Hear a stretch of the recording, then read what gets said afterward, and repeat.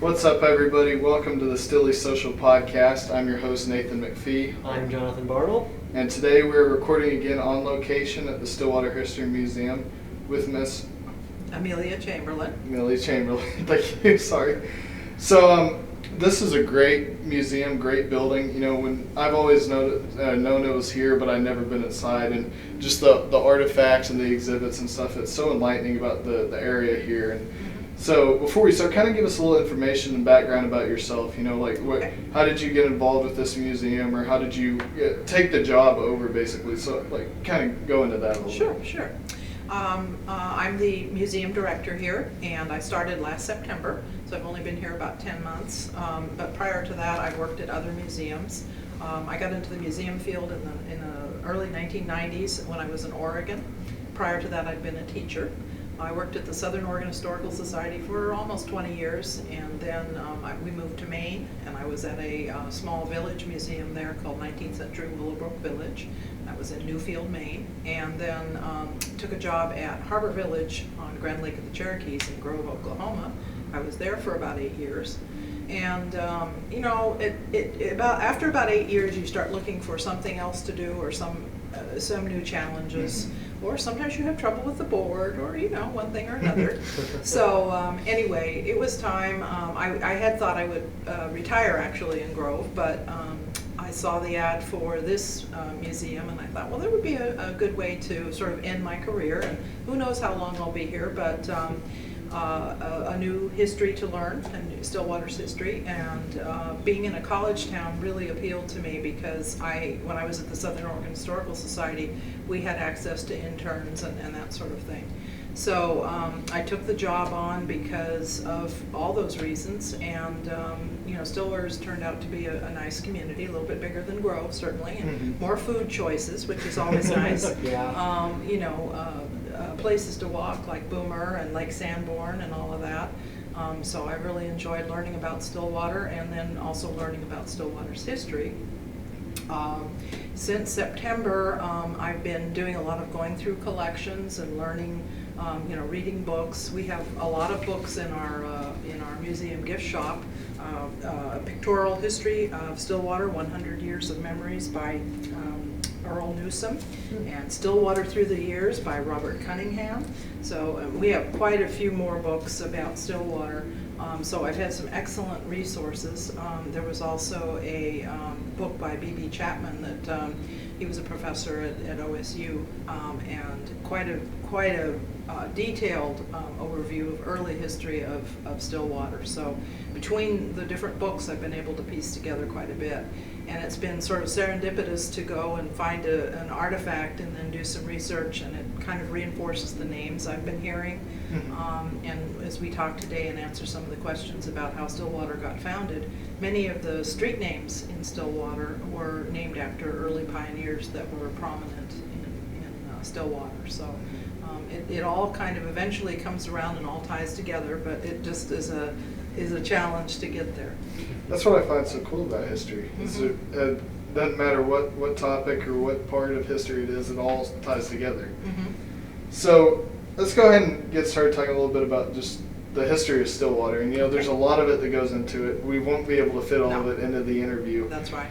But what we wanted to give our listeners, and especially people who are new coming in, freshmen, or people just coming into Stillwater for the first time, living here, being here, associated with the university.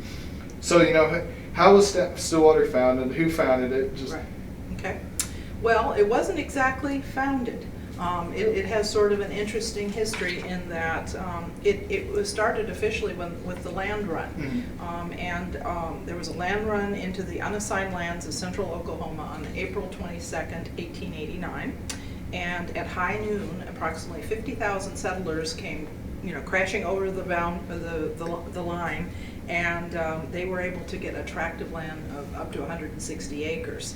By the end of that day, there was a new city called Stillwater, and there was a population of about 300 people, and nothing had existed there prior to that, but as of that day, then people started building and all of that. And so there were people who were influential that were, you know, in the town early.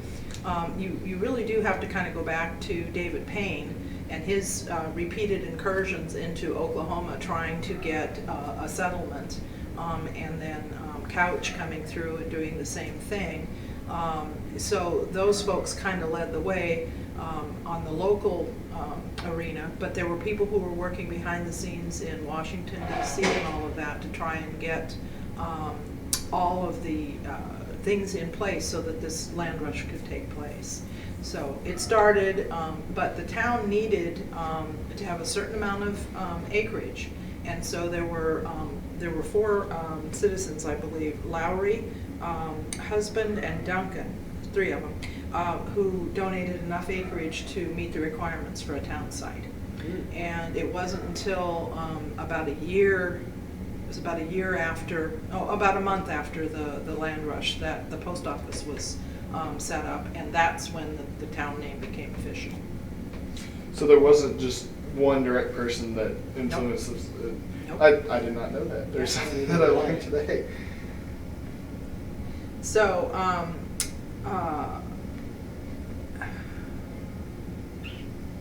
you had asked something about the town of Stillwater and how it's got its name. That's where I was going to go. There was a man by the name of Washington Irving, who was a writer. He came through, and he was the first person to describe the creek that goes through Stillwater, what is Stillwater today. But they think that maybe he noticed that it was fairly calm water, and I guess when they went across it, it didn't look very deep, but they fell into sort of a deep little area. They said that maybe the first Americans noticed that the water was always still, except when it was raining or flooding or something. And cattle people going through would, maybe they said, well, there's still water here. You know, it continues to be here even though it's hot and dry. But whatever, I mean, yeah, who knows which version is true, but you know, when they came in and settled it, you know, they called it the creek was the Stillwater, and the community Stillwater. So how did Stillwater gain the county seat out of other cities in the county or nearby? Right. Perkins and Payne Center was both of them were vying for the town for the county center, and they went to Stillwater. Always seemed, because they had such influential citizens and they were kind of smart, they knew they needed to have ties with Washington, D.C. in order to get some things done. And they did, you know, different ones campaign to do whatever. Well, they sent a contingency to Washington, D.C., and I think that was largely how that happened. And there were, in order to appease, like Payne Center, they said, well, we'll name the county after Payne. And then, you know, and so by the time it was all over, the smaller communities pretty much agreed, well, there's water there in Stillwater, there's, you know, other things that would make it a good county center. Okay. So in the early years, was Stillwater known for any particular trade or commerce? Well, pretty much early on, it was about agriculture, you know, and it was that way for many, many years. Even when the college came in and the train came in, the railroad came in I believe it was 1900. So it was about 10 years after. And then getting the railroad to go through, you know, Stillwater. The nearest location of a railroad to Stillwater until that year was in Perry. And people like Harvey Bullen was a lumberyard owner, and he wanted to sell better quality lumber than what was around here. So he had it come in to Perry, and he'd go and pick it up and bring it back here. So everybody had a business or something. You know, with the railroad coming into existence, though, they were able to export things, and so cotton became something. You know, Oklahoma South grew cotton, and it sort of went out of fashion, if you will, because they have had a hard time finding local workers that would pick the cotton. It's a very, you know, it's a hard job. It's a difficult job. Yeah. I was trying to think what else. They did have an oil boom. There was a farm owned by Ramsey south of town, and it turned out that there was quite an oil field there. And I guess in the first, you know, couple of days or first month, it put out hundreds of thousands of barrels of oil. and it continued to produce for quite some time. I think it was from like about 38, I think it was, up until about 68. Oh, wow. And it stopped producing as much, so they kind of dismantled the well at that point. So oil was important here, but I don't know that, there were maybe some small fields, but the Ramsey one is the one that I've read the most about. Interesting. So kind of switching gears now, talk a little bit more about the founding of what was Oklahoma A&M, the land grant college. How did that come into being, and how did Stillwater receive the college? Well, there was probably about 5 or 6 communities that were all, starting up at about the same time, and they all wanted different things in their community. There was supposed to be a state prison, and one, McAllister, I think, ended up getting that one. I don't know that I would be interested, but so El Reno was the other community that was interested in having a land grant college. And apparently, what I was reading in, one of the books, apparently their representative was rather fond of the bottle, and I guess one of the Stillwaterians kind of sidelined him with a bottle, and so he wasn't there to give do his part when they were deciding. But again, they sent a contingency to Washington D.C. and they went through the rubbing elbows with the right people. And so the legislature, they convinced them that this indeed was a good place. Having the railroad certainly helped. But I think it was Christmas Eve, the legislature signed it in and said, yes, you could have this. It's interesting, it was, 90, everything happened so quickly, Actually, the railroad wasn't in yet, because that was 1900. It wasn't in yet. Okay, interesting. Yeah. So how did the college impact the town? Well, in varying ways. I know that, it brought a lot of population here, obviously the students coming. I think, initially, I'm not sure what that impact was, but I know that over the years, you look at all the scientists and all the inventions and the, artists and musicians and, all of that have come out as a result of, we were talking about the parking meter, so from that impact, certainly Stillwater has always considered the college to be one of its major economic forces. And there was a time a little bit later when the community, well, it was after the war, they understood that reliance on the college, but they wanted to try and have something else so that if in the event of the war the college attendance declined, in the event of COVID-19 anyway, they needed to have some other source of revenues. So they formed an industrial committee that started bringing in major companies from out of town, and all along Perkins became, all this, where they all kind of settled. And some of they've come and gone. We had an exhibit in here that was post-World War II Stillwater, and it talked about many of the different businesses that either got started here or were here and somebody else came in and took over. But there's been quite an evolution of different large companies here. Wow, if only we could get Target. Fill out the census. So, kind of like going a little bit forward in time past the founding of the university and all that. So, like World War II and the Great Depression, like it took a big hit on everyone. And we had talked about this before. I didn't know this until doing a little bit of research on my own, that most, like, Oklahoma A&M was basically a military college, wasn't it? Well, it became that when I believe it was Bennett, when they saw that the President Bennett, I believe that when they saw, with the war, all the men were out fighting, and there wasn't much in the way of admissions, and so the city and the college kind of got together and talked about how can we, what can we do, and so there was like a war commission that was established. And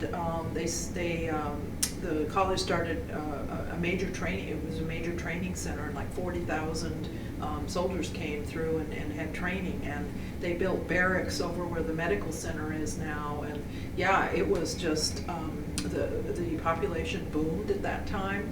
And then afterwards, it kind of set it up for more along those lines. It's still ROTC at the campus. So, you know, that must have been an extension of that. So we had talked about this before we started recording, about the many different important people that have impacted Stillwater and the OSU campus. So is there a couple of them that really stand out that people should know about? Well, and I don't know necessarily if it's OSU or it just important people, you know, and I started looking through and, you know, being a newbie to Stillwater, I kind of had to do some searching and you know, looking, and you know, there's certainly many names that pop up. There's many artists, musicians, politicians, you know, OSU presidents who had a large impact on this community and continue to do so. I found a couple of names that I thought, one of them I knew about because of, it's in our OSU exhibit, Chester Gould. His father was an editor, newspaper editor in town, but he went to school here, and he is connected with Dick Tracy cartoons. He wrote and drew them from 1931 to 1977. And so, you know, there's kind of a lasting, you know, that's a long period of time, and, and many people know Dick Tracy, and, you know, so he was one I picked because it's very apolitical, and no. The other one that I was kind of impressed with was Bernice Compton Mitchell. She was the first African-American woman to be elected as a county commissioner in Payne County, and only the second woman in the state of Oklahoma to serve in this position. She served from 86 to 96. And she chaired different things. She's also has been inducted into the Oklahoma Women's Hall of Fame. That was in 1995. Yeah. So I picked two people that I just thought, you know, they're interesting, but there are so many, and it would be really hard to say who had the most influence. Yeah, I definitely, going through and doing my research, I looked up like all these different names of people that have come through and impacted, like not only Stillwater, OSU, but then went on to impact the rest of the world. And I definitely encourage you all, if you're listening to this, to go out and kind of look at some of these names, because it's really impressive what they did. So we kind of also talked about this before. Now, OSU students, they're not a big fan of the parking police. Yes. So it surprised them to hear that there's actually a connection between Stillwater, OSU, and the parking meter. Oh, yes. Dr. Thusen was a professor in engineering at OSU, and he and another professor there developed a parking meter they called the Black Maria. And yeah, he perfected that, and there's actually, if you go on our website, and you go on the on the virtual tour, if you stop at that exhibit in the virtual tour, you click on it, there's a video that tells you all about the history of it. And so it mentions him and what all he did. Yeah, definitely encourage you all to go look at that, because all this is very interesting. Yeah. So kind of switching gears now away from the history of Stillwater and OSU, kind of run us through a little bit of history of the museum itself and the building. And Okay. The museum kind of got started, it was under the wings of the Arts and Humanities Council, and at some point they decided that they wanted it to stand on its own, and a man by the name of Leonard Sherrar and his wife donated $25,000, and the Arts and Humanities Council did some fundraising to match those monies, and they ended up buying this building, which was, historically, it was the First Church of Christ Scientist. And this building's been in existence since 1928. Prior to that, there was another church here that was this frame structure. But since 1928, this building has been in existence. The upstairs has an auditorium, and it's rented out for when students come and do their recitals here. We've had weddings. We do a Cool Classics annual event, music festival kind of thing here every year. We have the Children's Theater has used it. We have some homeschool groups that come and do their like recitals. So it's used for a variety of things. It holds up to 200 people. And then the downstairs, the basement part, is where the museum is. And we have several different displays all around, different exhibits that highlight the timeline kind of Stillwater history. so the museum, what's your guys' mission here? Well, it's basically to collect pretty much and preserve, you know, the things and the memories and of Stillwater history from prehistory, because you know, we had First Americans crossing this area to the hunting grounds, buffalo hunting grounds and that. So we go back that far. And up to present day, we're collecting things from present day as well. So, but our focus is extremely focused on Stillwater, to the point that, you know, we've had people that come in and offer us OSU things. Well, the Edmund Lowe Library collects that, and so we're trying to make that division now, because we only have so much room in this building. Mm-hmm. And we need to really hone down our collection so that it's very focused, and that the objects that we have really do tell part of a story of Stillwater. So tell us a little bit about the exhibits here. What are some major ones that you showcase, or what's people's favorites? And Well, it really varies widely. It starts off with, as I said, the prehistory, but our first exhibit is about the boomers and about the Cherokee Strip, about the land rushes and all of that, and about turnips. We were talking about that. You have to come in and read that part. I'm not going to give anything away. Or you can go on the virtual tour and it'll show very you. interesting stuff. But then we have a Main Street exhibit that talks about businesses that you would have found on Main Street over the years. We are just have opened up a 1940s kitchen, and we're talking about victory gardens and people doing their part and how individual choices make a difference, kind of like today, and ration books and that kind of thing. So that's the newest exhibit. We of course have our Victorian parlor. That's a long-term standing exhibit that we have, and then we have a display on Washington High School and the early schools in Stillwater. There's in honor of the League of Women Voters 100th anniversary in the 19th Amendment anniversary. We have a display that talks about that, and then we also have a display that kind of compares and contrasts, I would say, appliances. Everything from, refrigerators and stoves to radios to, from radios up to DVDs. We've even included computers most recently. We're trying to make the connections with all of those things, so that when younger people come in and they might not know what some of those things are, they can see some things that they do know and then make connections.